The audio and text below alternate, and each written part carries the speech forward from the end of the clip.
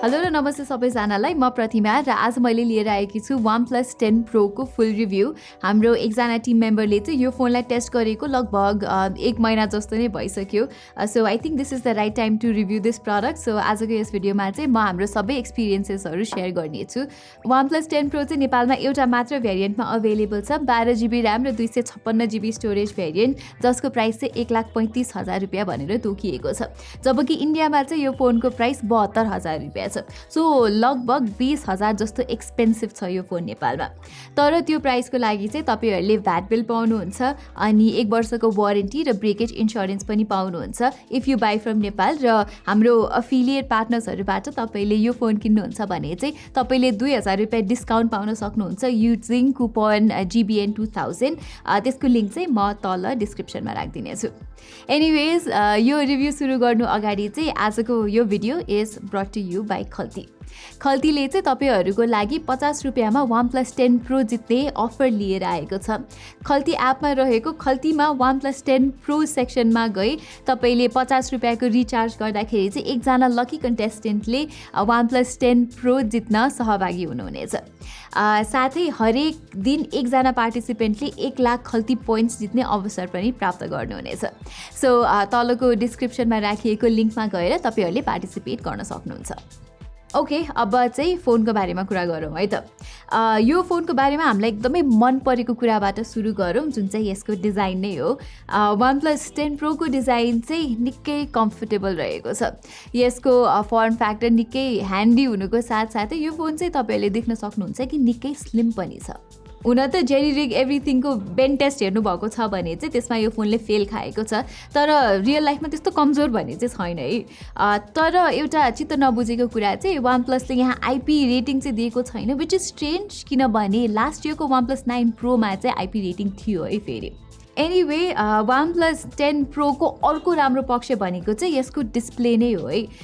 यहाँ चाहिँ OnePlusले एकदमै राम्रोसँग कलर क्यालिब्रेट गरेको छ कि डिस्प्लेलाई, र यसको 120 हर्ट्ज रिफ्रेस रेटको इम्प्लिमेन्टेसन पनि निकै स्मुथ छ, र जे होस् तपाईँले एउटा फ्ल्यागसिप एक्सपिरियन्स चाहिँ यो डिस्प्लेबाट पाउन सक्नुहुन्छ। र हेर्दा मात्र नभई यो डिस्प्लेसित इन्टरेक्ट गर्दा पनि एकदमै नै मजा आउँछ, र ह्याप्टिक्स र भाइब्रेसन पनि मजाको रहेको छ कि यो फोनमा। यहाँ चाहिँ OnePlusले सानो सानो डिटेल्समा फोकस गरेको छ, जस्तै अब मल्टिटास्किङ टाइल्समा स्लाइड गर्दाखेरि सटल तरिकाले भाइब्रेसन फिल हुन्छ, जसले चाहिँ एउटा साँच्चीकै नै युनिक एक्सपिरियन्स प्रोभाइड गर्छ। अनि त्यसको साथसाथै यहाँ डिस्प्लेको टच पनि निकै राम्रो भएको पाएँ मैले। प्लस मैले अघि भने जस्तै भाइब्रेसन मोटर चाहिँ निकै राम्रो भएको कारणले यहाँ टाइपिङ एक्सपिरियन्स पनि एकदमै नै राम्रो हुन जान्छ। र अब हामीलाई OnePlus र ओप्पोको मर्जरको बारेमा त थाहा नै होला होइन। सो त्यो मर्जर भए तापनि OnePlusको UI is still very good के। अलिअलि कुनै एस्पेक्टमा चाहिँ ओप्पोको UI जस्तै देखे तापनि core UI is still Oxygen OS, जुन चाहिँ निकै राम्रोसँग अप्टिमाइज छ। Okay, moving on, OnePlus 10 Pro को audio quality is also really good.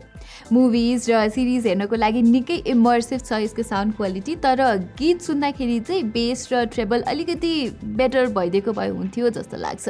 तर यदि तपाईँहरू चाहिँ अब अडियो फाइल हुनुहुन्न भने चाहिँ यो कुरा खासै नोटिस हुन्छ जस्तो चाहिँ मलाई लागेन। अलराइट, अब यो फोनको डिजाइन, डिस्प्ले अनि अडियो, ह्याप्टिक्स र युजर एक्सपिरियन्स चाहिँ फ्ल्यागसिप लेभलको नै भए तापनि OnePlus 10 Pro चाहिँ अरू एस्पेक्ट्सहरूमा पछाडि पर्छ अरू फ्ल्यागसिप फोनको तुलनामा चाहिँ। जस्तै यो फोन निकै नै तातिन्छ है। हुन त यो इस्यु सबै स्न्यापड्रागन 8 Gen 1 भएको फोनहरूमा छ, तर OnePlus 10 Proमा चाहिँ अलिकति बेसी नै भएको फिल हुन्छ कि। सो थर्मल्सको मामलामा चाहिँ OnePlusले अझै बेटर काम गर्नुपर्ने देखिन्छ, र मेबी अपडेटको थ्रुबाट इम्प्रुभ हुन पनि सक्छ इन द कमिङ डेज। हामी चाहिँ रिसेन्टली लुम्बिनी गएको थियो, जहाँ चाहिँ तपाईँहरूलाई थाहा नै छ निकै गर्मी छ। सो त्यो सिनारीमा चाहिँ यो फोन एकदमै नै तातिएको थियो।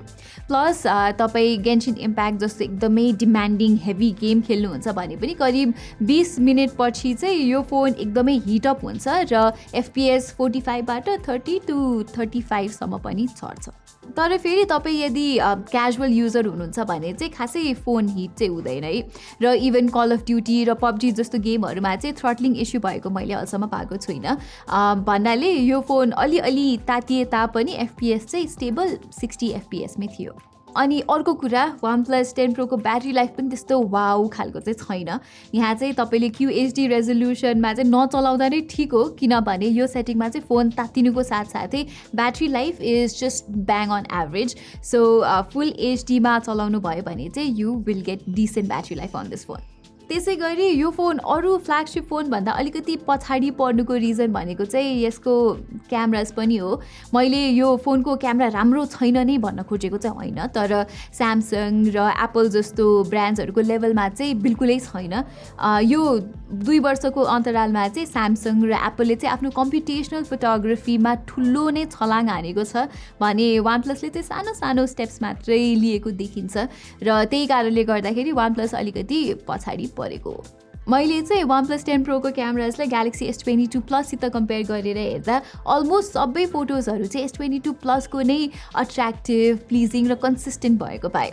प्लस डाइनामिक रेन्ज र हाइलाइट म्यानेजमेन्ट पनि S22 Plus मै बेटर छ। अब पोर्ट्रेट्सको कुरा गर्नुपर्दा चाहिँ OnePlus 10 Pro राम्रो देखिए तापनि S22 Plus सित साइड बाई साइड कम्पेयर गर्दा चाहिँ S22 Plus कै बेटर देखिन्छ।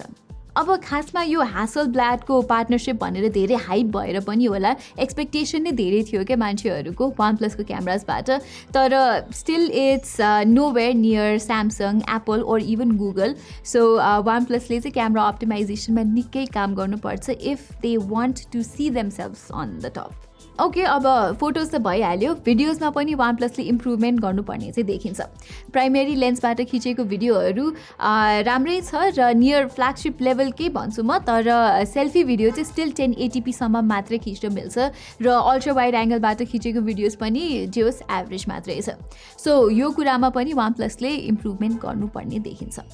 सो ओभरअलमा भन्नुपर्दा OnePlus 10 Pro चाहिँ एउटा फ्ल्यागसिप फोन भए तापनि यहाँ सबै एस्पेक्ट चाहिँ यो फोनको स्ट्रङ छैन।